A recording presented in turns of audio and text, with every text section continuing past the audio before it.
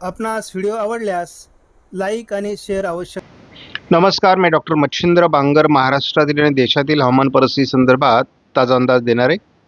हवामानात बदल होऊ लागला आहे हे मी सातत्याने सांगतोय आणि या ठिकाणी आपण स्पष्टपणे बघू शकतो की संपूर्ण बंगालच्या उपसागराच्या दक्षिणेला मोठ्या प्रमाणात बाष्प निर्माण झाला आहे. हे मान्सूनला पूरक अशा स्वरूपाचं आहे. यातूनच पुढे कमी दाबाचे क्षेत्र किंवा डिप्रेशन चक्रीय वादळं निर्माण होऊ शकतात. उत्तर भारतात एक WDचा प्रभाव असून एक पावसाळी क्षेत्र हे आंध्र प्रदेश ते तेलंगणा असं तयार झालेलं आहे. आज 4 तारखेला भारताच्या बहुतांश राज्यांमध्ये गारपिटी संदर्भात ऑरेंज अलर्ट देण्यात आला आहे. राजस्थानमध्ये धुळीच्या वादळासंदर्भातला अलर्ट आहे. पूर्व भारतामध्ये आणि दक्षिण भारतामध्ये देखील पावसासंदर्भातला अलर्ट आहे. उष्णतेची लाट कमी झाली आहे. मात्र आपण जर संपूर्ण भारताच्या नकाशाकडे बघितलं तर महाराष्ट्रातला विदर्भ आपोआप वगळता संपूर्णपणे मराठवाडा, मध्य महाराष्ट्र, उत्तर महाराष्ट्र, पश्चिम महाराष्ट्र, कोकण हा बिगर पावसाळी दाखवला आहे. त्यात गुजरातचाही समावेश आहे आणि उत्तर कर्नाटकाचा देखील समावेश आहे. त्यामुळे महाराष्ट्र आपोआप वगळता देशात पावसाचा अलर्ट कायम आहे. याच पद्धतीचा पावसाचा अलर्ट 5 तारखेला देखील कायम आहे. 6 तारखेला थोडं मराठवाड्याकडे हे वातावरण दाखवण्यात आलं आहे. उत्तर भारतातील पाऊस कमी होतोय. मात्र मध्य भारत, पूर्व भारत, दक्षिण भारतातील पावसाळी अंदाज कायम आहे.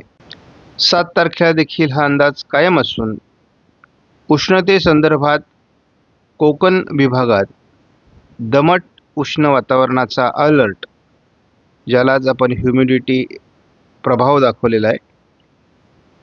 बाकी मराठवाडा, विदर्भामध्ये पावसाची शक्यता किरकोळ स्वरूपात दाखवण्यात आली आहे.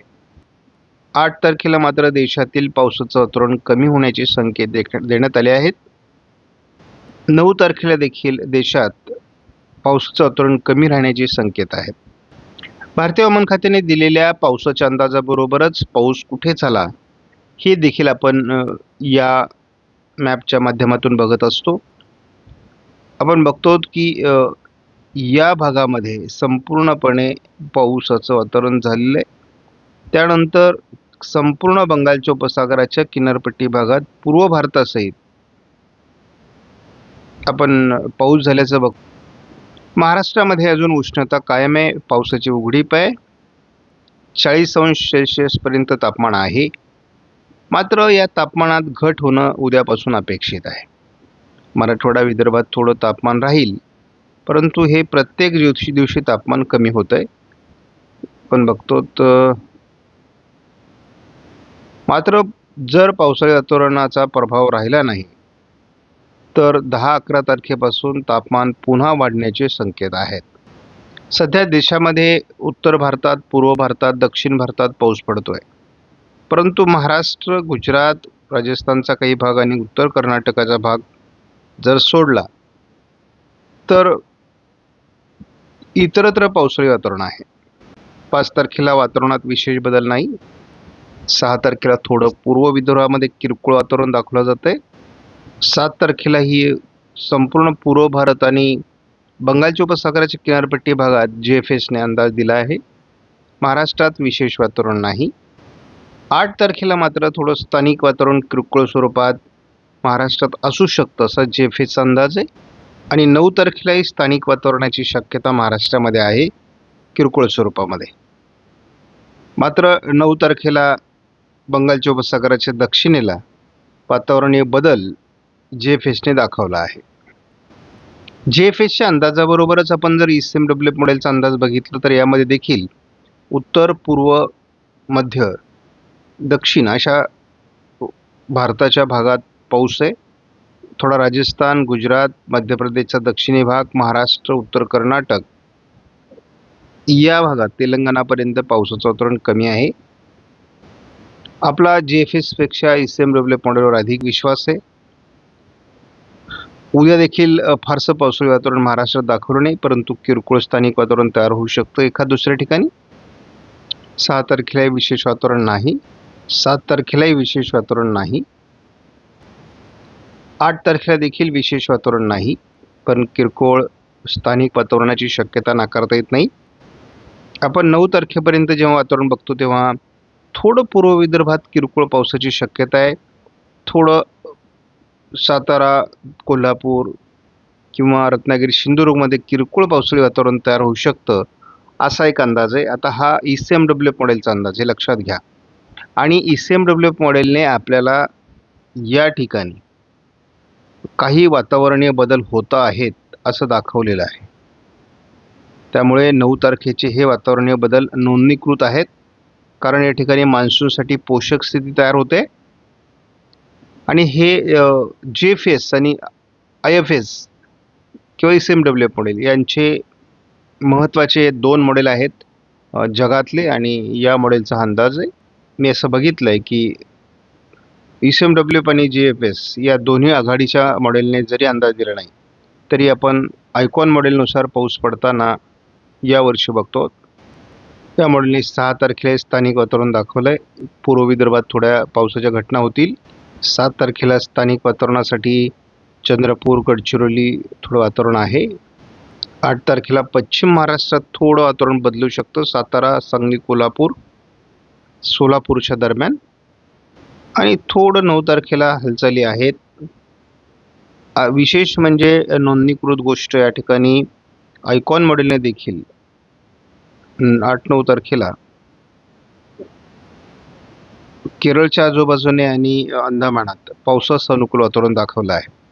आणि तिन्ही मॉडेलचा हा अंदाज समान आहे, त्यामुळे हे वातावरण बदलेल.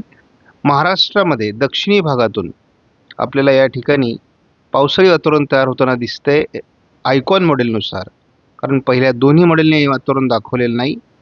त्यामुळे महाराष्ट्रात आपल्याला थोडी 9 तारखेला दक्षिणी भागात पावसाची शक्यता वाटते.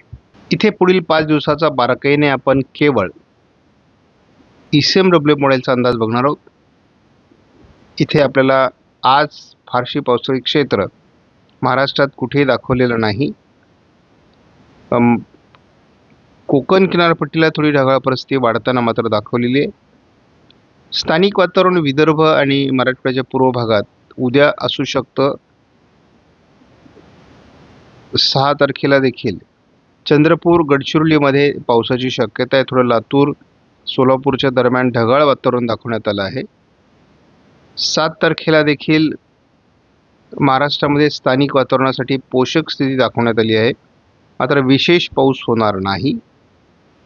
8 तारखेलाही महाराष्ट्रात किरकोळ पावसाळी परिस्थिती विदर्भ, मराठवाड्यात निर्माण होऊ शकते. थोडं पश्चिम महाराष्ट्र, दक्षिण कोकणात निर्माण होऊ शकते.